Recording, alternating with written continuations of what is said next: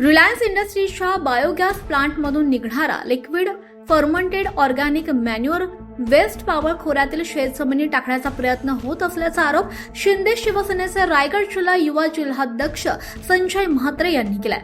या वेस्टमुळे शेती, पशुधन आणि नागरिकांच्या आरोग्याला धोका असल्याचा दावा करत त्यांनी तीव्र विरोध दर्शवलाय। या वेस्टमधून दुर्गंधी येत असून तो नदीच्या पाण्यात मिसळल्यानं 2 गुरांना त्रास झाल्याचं म्हात्रे यांनी सांगितलं। दिल्लीतील लॅबोरेटरीचा टेस्ट रिपोर्ट संबंधित यंत्रणांना दाखवून वेस्ट टाकण्याचा प्रयत्न सुरू असल्याचा आरोप करण्यात आलाय। दरम्यान संबंधित शेतमालकांना कृषी अधिकाऱ्यांसमोर हा वेस्ट हानिकारक असल्याचं कृषी विभागाकडून सांगण्यात आलेलं नसल्याचं स्पष्ट केलं। मात्र तो शेती अथवा जीवितास हानिकारक असल्यास शेतात टाकू देणार नसल्याचं त्यांनी म्हटलंय। रिलायन्सनं हा प्रकार तातडीनं थांबवला नाही तर कृषी विभाग आणि कंपनी विरोधात पशुधन आणि सर्वसामान्य नागरिकांना सोबत घेऊन उग्र जन आंदोलन छेडू असा इशारा संजय म्हात्रे यांनी दिलाय। तसंच जिल्हा अधीक्षक कृषी अधिकारी वंदना शिंदे यांनी तातडीनं दखल घेऊन योग्य कारवाई करावी अशी मागणी केली आहे। यावेळी संजय म्हात्रे, संदीप ठाकूर, राहुल पाटील, पेण तालुका कृषी अधिकारी सागर वाडकर, कृषी अधिकारी शेडगे तसंच कर्मचारी, शिंदे शिवसेनेचे पदाधिकारी आणि कार्यकर्ते उपस्थित होते। माझी तुम्हाला ओळख करून देतो। पहिला मी संजय रघुनाथ म्हात्रे, मी युवासेना जिल्हा प्रमुख आहे आणि मी इथला शेतकरी सुद्धा आहे आणि माझी मिसेस इथं सरपंच आहे निगड्या ग्रामपंचायतमध्ये।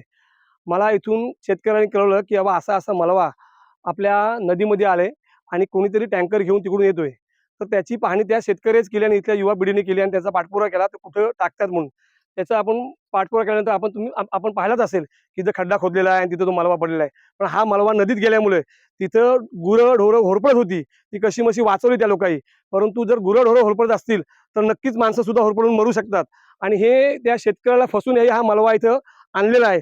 जर रिलायन्सचा मलबा तिथून येतो इकडं, जर तो शेतीसाठी पूरक असता तर मग त्यांच्या भागात काय वापरला। रिलायन्सची 5,000-10,000 एकर जमीन आहे, तर तुमच्या इथं यूज करा, चांगला यूज करा। एखादा शेतकऱ्यांचा मेळावा घ्या आणि त्यात सांगा की हा जो मलबा आहे हा शेतीसाठी चांगला आहे, पूरक आहे।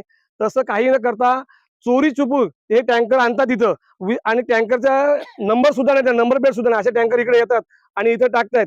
अशा इथं आतापर्यंत 40 टँकर इथं टाकले आहेत। याच्यापासून आमची ढोरं इथं होरपळले आहेत। तरी इथल्या शेतकऱ्यांनी जो तक्रार केली त्यानुसार आम्ही इथं आलो आणि बघतो तर इथं 5-6 टँकर होत्या आणि त्या टँकरच्या मुळे इथं आमचं नुकसान होते। आणि ही जी रिलायन्स कंपनी आहे, या रिलायन्स कंपनीला वाटतं की इथली लोक अनाडी आहेत, पण आमची लोक अनाडी नाहीत, आमची लोक सुधारले। आम्ही खेडोपाड्यात राहतो, आम्ही कष्टाने कमवतो, आम्ही कुठला सरकारचा मलबा लुटत नाहीत, आम्ही इथले स्थानिक आहोत। त्याच्यामुळं जेव्हा मी इथे आलो तेव्हा या शेतकऱ्यांनी सांगितलं, आम्ही शेतकरी ह्या टँकर अडवल्या आणि ह्या लोकांनी सांगितलं अशा आम्ही टँकर अडवल्या। तिथून नंतर आम्ही फोन केला कृषी अधिकाऱ्यांना, तेव्हा कृषी अधिकाऱ्यांना विचारलं मी की बाबा साहेब हे कसं काय आहे। तर नाही, तुम्हाला मी सांगतो, कृषी अधिकाऱ्यांना पण याची पुरेपूर माहिती नाही आहे, पण त्याही त्यांच्या अंगावर ओढले। हे चुकीचं आहे। इथल्या कृषी अधिकाऱ्यांनी याची पाहणी करायला पाहिजे। मुळात साहेब तुम्हाला सांगतो मी, पाहणी करायला पाहिजे, नंतर ह्याचा खरंच शेतीसाठी फायदा आहे की नुकसान आहे, हा फायदा आहे नुकसान आहे बघल्यानंतरच इथं शेतीत मलबा टाकायला पाहिजे।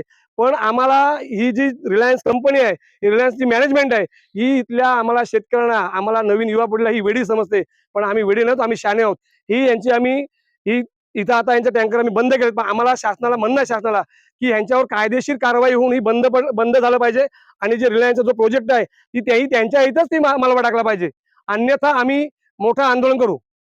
नमस्कार, आज आम्ही पाबळ खोऱ्यामध्ये आलेलो आहोत आणि रिलायन्स इंडस्ट्रीज यांनी जो काही एक बायोगॅस नामक जो प्लांट तयार केला आहे, तर त्याचं जे काही वेस्टेज असतं ते वेस्टेज हे त्यांच्या क्षेत्रात, रिलायन्स कंपनीच्या क्षेत्रामध्ये त्यांनी जो वेस्टेज असतो तो तिथे डम्पिंग न करता त्यांनी पाबळ खोऱ्यातील एका जनसामान्य शेतकऱ्याला हाताशी धरून त्यांनी तो इथे वेस्टेज टाकायचा प्रयत्न केला। पण तुम्ही पाहू शकता ह्या वेस्टेजचं जे नाव आहे लिक्विड फर्मनेटेड ऑर्गॅनिक मॅन्युअर।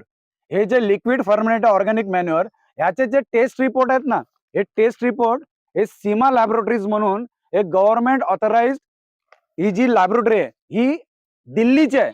आणि जर अशा दिल्लीच्या लॅबोरेटरी मधना एखादा टेस्ट रिपोर्ट जर कृषी विभागाला, इथल्या जिल्हाधिकारी कार्यालय किंवा संबंधित जे काही यंत्रणा आहे त्यांना जे काही टेस्ट रिपोर्ट आहे दाखवून हे लोक इथे जे लिक्विड फर्मनेटेड ऑर्गॅनिक मॅन्युअर हे तुम्ही पाहू शकता, इथली परिस्थिती अत्यंत भयानक आहे। कारण संबंधित जो लिक्विड फर्मनेटेड जो ऑर्गॅनिक मॅन्युअर आहे तो इथल्या संबंधित शेतकऱ्यांना किंवा शेतीला आणि जे पशु आहेत त्यांच्यासाठी हानिकारक आहे। आम्ही सत्य परिस्थिती पाहिली, इथल्या शेतकऱ्यांचा आक्षेप होता। आमचे शिवसेनेचे युवा जिल्हाध्यक्ष संजयजी म्हात्रे यांनी पुढाकार घेऊन हा जो काही ते सगळा हा प्रकार बाहेर काढला आणि आमचा त्याला प्रखंड विरोध आहे. आणि येणाऱ्या काळामध्ये जर हा जर प्रकार या रिलायन्स इंडस्ट्रीने थांबवला नाही तर येणाऱ्या काळात त्या कृषी वरती देखील आणि कंपनीवरती देखील मोठं जनआंदोलन पशूंना घेऊन सर्वसामान्य जनतेला सोबत घेऊन शिवसेना एक उग्र आंदोलन छेडेल एवढं नक्कीच. जय हिंद, जय महाराष्ट्र. मध्ये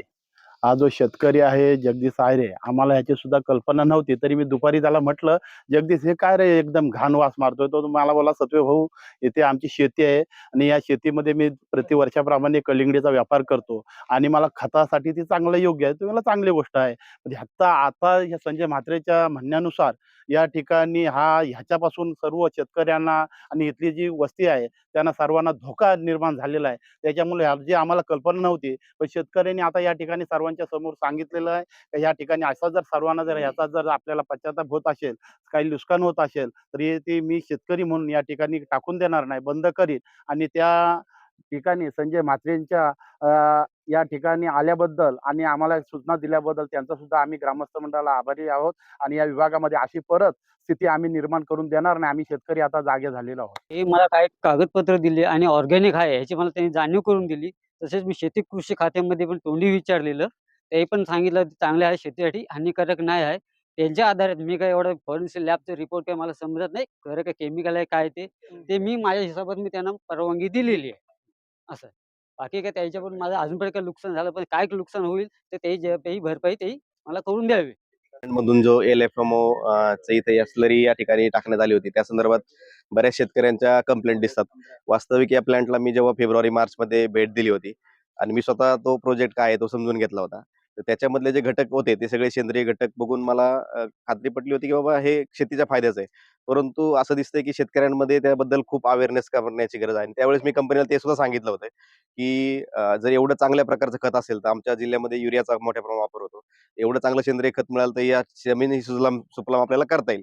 त्यासाठी तुम्ही अवेअरनेस कॅम्पेनिंग घ्या, आम्ही शेतकरी जमवण्यासाठी तुम्हाला मदत करू. परंतु कंपनी तशी कुठली ऍक्टिव्हिटी केलेली दिसत नाही, म्हणून याची परिस्थिती आलेली आहे की ह्याच्याबद्दल बरेचसे गैरसमज दिसतात. तर अजूनही कंपनीने शेतकऱ्यांमध्ये पूर्णपणे अवेअरनेस केल्याशिवाय याचा वापर इथं या जमिनीवरती करू नये. नाहीतर असाच विरोध होत राहील आणि याचा रिझल्ट त्यांनी डेमो प्लॉट त्यांच्या कंपनीमध्ये तयार करावेत. त्या ठिकाणी क्षेत्रीय भेटी आम्ही घडून आणू आणि ते लोकांना दाखवून देऊ खरंच फायद्याचं आहे. आणि त्याचं खरंच फायद्याचं असेल तर आपल्याला पुढे जाताना त्याचा वापर करता येईल. ठीक आहे, धन्यवाद. तुम्ही पाहत आहात विस्टा न्यूज मराठी.